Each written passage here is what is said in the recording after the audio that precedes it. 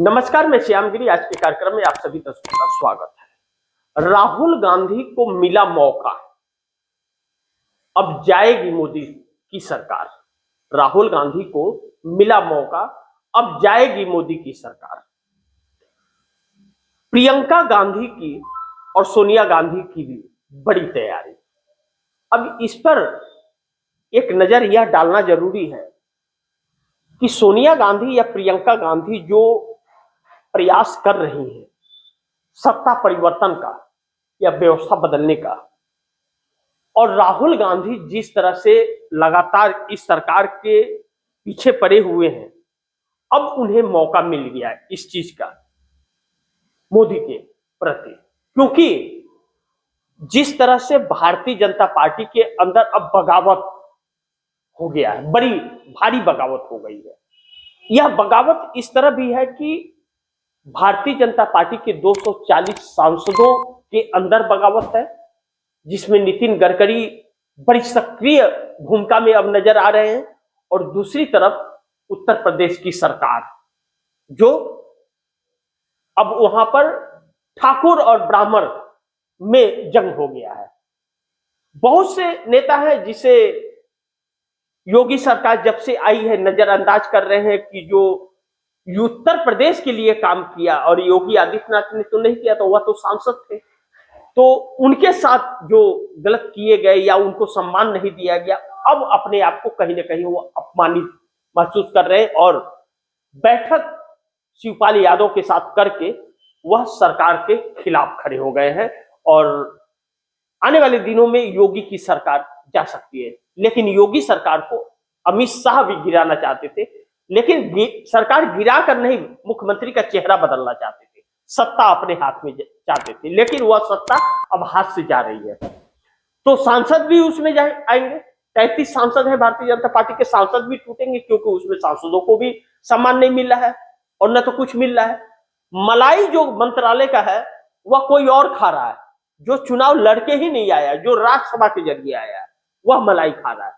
तो अब इन नेताओं के अंदर एक गुस्सा जो है वह भड़क रहा है। लेकिन महाराष्ट्र के अंदर एकनाथ शिंदे और अजित पवार अब सरदर्द बन गए हैं, लेकिन इस बीच इंडिया गठबंधन एकजुट है, जिसकी कमान पूरी तरह से कहा जा रहा है कि सोनिया गांधी समेटने का कार्य कर रही है। इंडिया गठबंधन एकजुट है, लेकिन एनडीए गठबंधन एकजुट नहीं है, इसीलिए सरकार के अंदर एक उथल पुथल की परिस्थिति उत्पन्न हो गई है। और सरकार के अपने ही जब सरकार के खिलाफ हो जाए तो फिर समस्याएं और भी बढ़ जाती है। ऐसे में राहुल गांधी जो बार बार इस सरकार को टारगेट कर रहे हैं और व्यवस्था को बदलने की बात लगातार कर रहे हैं, तो प्रियंका और सोनिया मिलकर के उसे आगे बढ़ा रही है। यानी कि कांग्रेस ने कहीं ना कहीं, गांधी परिवार ने पूरी तरह से कमान को संभाल लिया है। सवाल यह है कि सारी बातें तो हो रही हैं, मुख्य बात यह है कि क्या सरकार गिर जाएगी और क्या नई सरकार बन जाएगी, यह मुख्य विषय है। तो मुख्य विषय यह जब है तो, और अगर जिस भाजपा की सरकार है उस भाजपा में सब कुछ ठीक ठाक नहीं है, तो कहते हैं ना कि किसी घर में आग लगी हो, थोड़ा सा केरोसिन या पेट्रोल उसमें डाल दो या घी डाल दो तो वह आग भभक जाता है। तो अब ऐसे में इंडिया गठबंधन अगर प्रयास कर रहा है तो उसी सरकार से ही तो लोगों को लेकर के आएगा जो उसमें गठबंधन में है।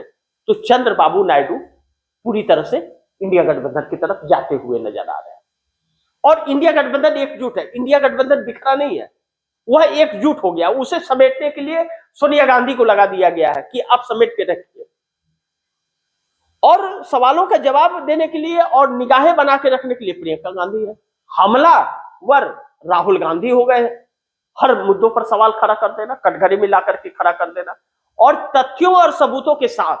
यह महत्वपूर्ण चीज है, इसमें उलझ गई मोदी सरकार। और अब जो सहयोगी है, जब उन्हें के साथ धोखा हुआ है तो धोखा हुआ है तो वह साथ छोड़ रहे हैं, क्योंकि अब नहीं तो उनकी राजनीति खत्म हो जाएगी। तो चंद्रबाबू नायडू अपने सांसदों के साथ वह इंडिया गठबंधन की तरफ मूव कर रहे हैं। लेकिन भारतीय जनता पार्टी के अपने ही नेता जब साथ छोड़ने लगेंगे तो आप पहले अपनों को रोकोगे या सहयोगी को? आपके अपने ही अगर साथ नहीं दे रहे हैं तो आप सहयोगी के ऊपर कैसे भरोसा कर सकते हो?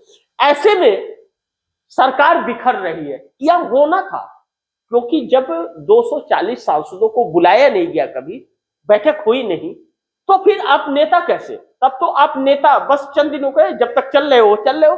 जिस दिन आपके खिलाफ आवाज उठी उस दिन आपकी सत्ता गई और यही सिचुएशन आकर के खड़ा हो गया। कहते हैं कि बकरी की मां कब तक खैर मनाएगी।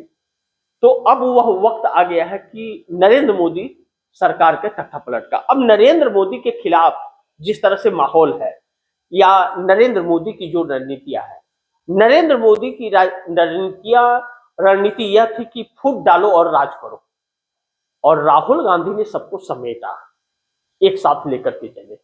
चूंकि यह सरकार एक संवैधानिक तौर पर नहीं थी, असंवैधानिक सरकार थी, वोट चोरी या वोट डकैती या धांधलेबाजी से, जैसे भी कहिए, पैसे से यह सरकार बनी थी।